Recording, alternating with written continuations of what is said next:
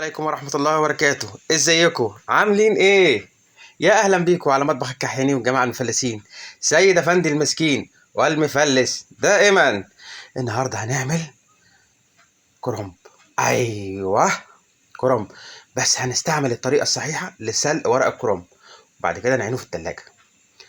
معانا معلقة كمون ومعلقتين ملح وحلة بتغلي على النار، ومعانا الكرنبة بتاعتنا هنقطعها 4 بالسكينة بتاعتنا. خليكم معانا. زي ما انتم شايفين شقيناها نصين، وهنبتدي نقطعها نصين كمان. خليكم معانا، اوعوا تروحوا في حتة. وشقينا الكرنباية بتاعتنا 4. بعد كده هنروح بيها على الحلة، بس تكون غالية بتغلي، وندلق فيهم الكمون والملح ونسيبهم يغلوا، وبعد كده نقوم نازلين بيهم على ايه؟ التكاية بتاعتنا. يلا بينا. اهلا بيكم على قناة مطعم ومطبخ الكحيانين والجماعة المفلسين، سيد افندي المسكين والمفلس دائما. معانا الحلة حطينا فيها نسيت تصدقوا الكمون نسيت، لا الملح ما نسيتش. ونكمل الحاجة بتاعتنا ونسيبها تغلي على النار، وبعد كده بعد التقليب ننزل بالربع الاولاني بتاعنا ونسيبه يستوي. خليكم معانا، نقلبه كل شويه. ورجعنا لكم بعد ما حطينا الربع التاني عشان نختصر الوقت شويه بتاع الفيديو، ونسيبهم يغلوا ونقلبهم ونطلعهم. ورجعنا لكم بعد ما حطينا القطعتين التانيين هيتسلقوا، وبعد كده هنطلعهم ان شاء الله، وبعد كده نفرزهم. خليكم معانا، اوعوا تروحوا في حته. مطبخ الكحيانين وجماعة المفلسين، سيد افندي المفلس دائما والمسكين.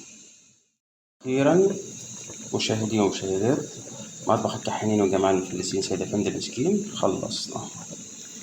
هنطلع الحاجه بتاعتنا ونطفي النار، وبعد كده نفرز الحاجه.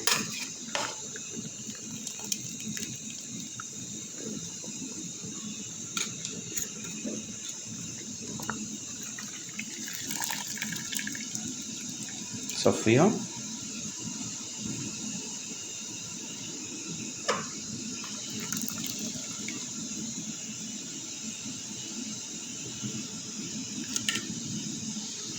خليكم معانا، اوعوا تروحوا في حته.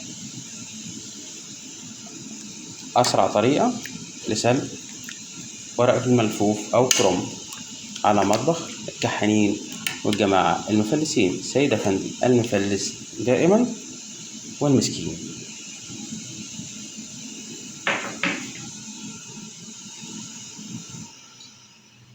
طفينا النار، كل سنة وانتم طيبين.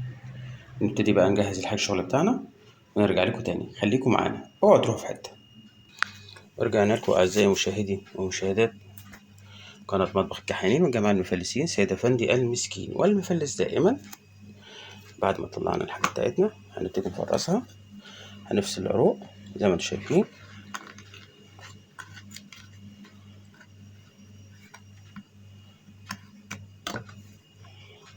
ونحطها في قلب ورق فوم وعلى الفريزر على طول. هنخلص الكمية ونرجع لكم. خليكم معانا، اوعوا تروحوا في حتة.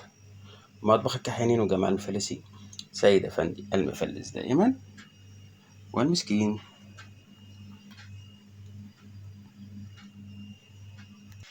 ورجعنا لكم أعزائي المشاهدين ومشاهدات قناة مطبخ الكحيانين والجماعة المفلسين. بعد ما فرزنا الكمية كلها، عبارة عن كرنباية كاملة.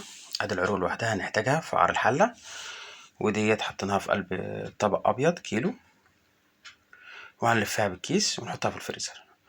ووقت ما نيجي نطبخ إن شاء الله نكون جاهزين، ما نضيعش وقت.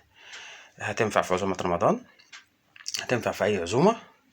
لو انت جايه متاخره من شغلك، او ما عندكيش وقت، هتكون الحاجه جاهزه اوام اوام. تابعونا، واوعوا تنسوا الاشتراك واللايك والشير على قناه مطبخ الكحيانين والجماعه المفلسين.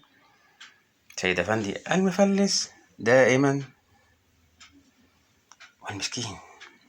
ودمتم بخير، والسلام عليكم ورحمه الله.